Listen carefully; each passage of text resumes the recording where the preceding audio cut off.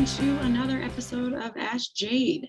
So today I am going to go over non-compete clauses and agreements. So in general, a non-compete is an agreement where one party agrees not to work for a competitor or within a specific industry for a specified period of time and within a specific geographical location. So this agreement can be made in return for employment with a company or some other benefit.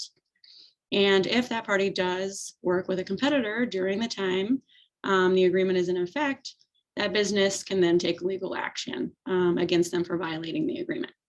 Now, some specifics to be aware of in Illinois.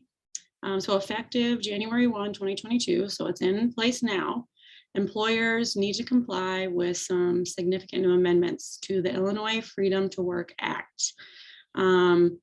So this comes mostly in play with non-compete agreements with low-wage workers. So employers are now prohibited from entering into non-compete agreements with employees who earn less than $75,000 annually. So they really up this. So keep that in mind. It defines earnings as salary, bonuses, and commissions. So, or any other form of taxable compensation.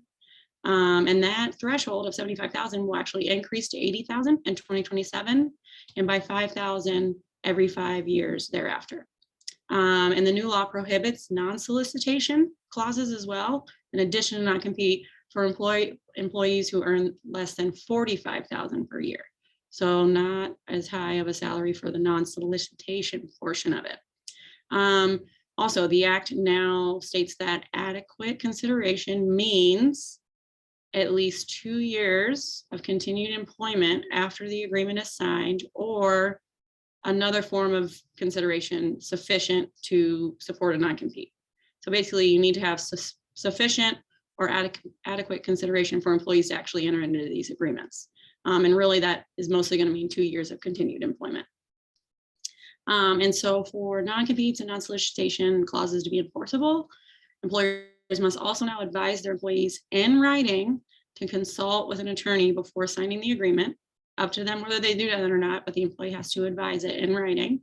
Additionally, employers must give employees at least 14 calendar days to review the agreement before they sign off on it. So these are some things to keep in mind. They're trying to make it, more equitable for employees, but employers need to be aware.